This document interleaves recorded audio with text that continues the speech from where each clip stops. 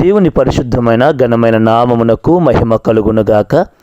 ఈ ఉదయకాల సమయంలో మన ధ్యానము నిమిత్తము పరిశుద్ధ గ్రంథము నుండి 27వ దావీదు కీర్తన 4వ వచనం చదువుదాం.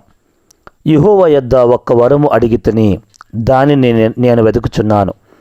యెహోవా ప్రసన్నతను చూచుటకును ఆయన ఆలయంలో ధ్యానించుటకును నా జీవితకాలం అంతయు నేను యెహోవా మందిరములో నివసింపగోరుచున్నాను. దేవుడు ఈ పరిశుద్ధ వాక్యము ద్వారా మనతో మాట్లాడునుగాక.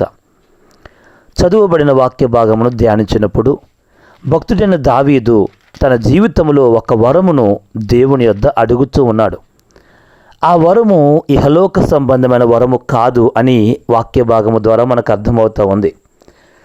దావీదు దేవుణ్ణి అడిగినటువంటి వరము ఆస్తిపాస్తులు కాదు, ధనము కాదు, బంధుబలగము కాదు, కానీ ఆయన అడిగిన వరము అనేది ఇహలోక సంబంధమైనది కాదు, లేదా ఇహలోక సంబంధమైన ఆశీర్వాదము కొరకు అతడు అడగడం లేదు. కానీ దావీదు యొక్క ఆలోచన, ఆయన కోరిక ఏమిటంటే యెహోవా ప్రసన్నత నేను చూడాలి, ఆయన ఆలయములో ధ్యానించాలి, నా జీవితకాలం అంతా కూడా నేను యెహోవా మందిరములో నివసించాలి. ఈ 3 విషయాలు కూడా దావీదు అడుగుతూ ఉన్నాడు. అసలు ఏంటి ఆయన అడిగే కోరిక ఏంటి?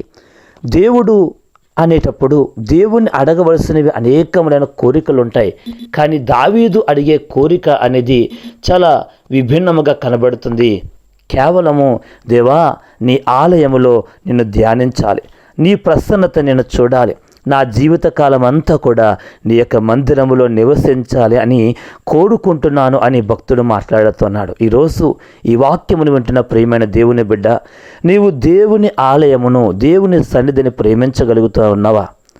దావీదు దీవించబడ్డానికి, ఆశీర్వదించబడ్డానికి కారణం అన్నిటికంటే ఎక్కువగా దేవుని సన్నిధిని కోరుకున్నాడు. కాబట్టి దేవుని సన్నిధి మనం కోరుకోవాలి.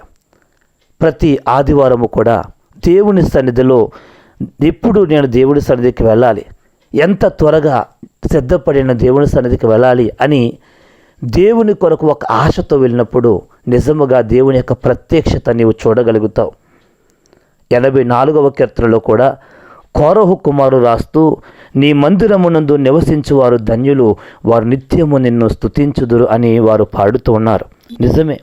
ఎవరు ధన్యులు, ఎవరు దీవించబడిన వారు అనగా ఎవరైతే దేవుని యొక్క మందిరములో నివసిస్తారో, ఎవరైతే దేవుని సన్నిధిని కోరుకుంటారో వారిని దేవుడు నిత్యము కూడా ఆశీర్వదించే దేవుడిగా ఉన్నాడు. కాబట్టి ఈ వాక్యమును వింటున్న ప్రియమైన దేవుని బిడ్డలారా, దేవుని సన్నిధి మన జీవితంలో ఎప్పుడు కూడా కోల్పోయే వారముగా ఉండకూడదు. ఆయన పరిశుద్ధులతో కలిసి ఆయన్ను ఆరాధించడం, ఆయన వాక్యమును వినడం, ఆ వాక్యము ద్వారా మనం బలపరచబడడం అనేది ఒక క్రైస్తవుని జీవితంలో ఒక ప్రధానమైనటువంటి కర్తవ్యం.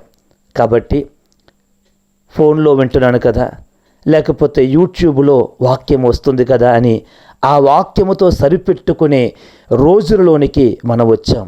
అయితే మన యొక్క ఆధ్యాత్మిక జీవితానికి అది సరిపోదు.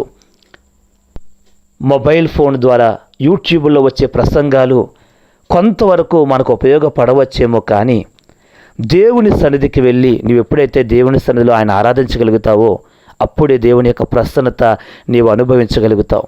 కాబట్టి ఈ వాక్యం వింటున్న ప్రియమైన దేవుని బిడ్డలారా, దేవుని సన్నిధికి వెళ్ళడం వల్ల మన జీవితాల్లో మనం మేలు పొందుకుంటాం.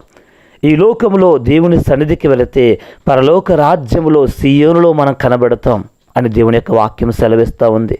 కాబట్టి దేవుని సన్నిధికి వెళ్ళిన వారే ఆ పరలోక రాజ్యంలో కూడా ప్రవేశించగలరు అనేది సత్యము. కాబట్టి దేవుని సన్నిధిని ప్రేమిద్దాం, దేవుని సన్నిధికి ఆసక్తితో వెళదాం. నా దేవుని నేను చూడాలి, ఆయన ప్రసన్నత నేను అనుభవించాలి, ఆయన శక్తిని నేను అనుభవించి నా జీవితంలో ఒక మార్పును నేను చూడాలి అనే ఒక ఆశతో ఈరోజు నీవు దేవుని సన్నిధికి వెళ్ళినట్లయితే నిజముగా దేవుడు నీతో మాట్లాడడానికి సిద్ధముగా ఉన్నాడు. అటువంటి కృప దేవాది దేవుడు ఈ వాక్యమును వింటున్న మీకందరికీ దయచేయునుగాక. ఆమేన్.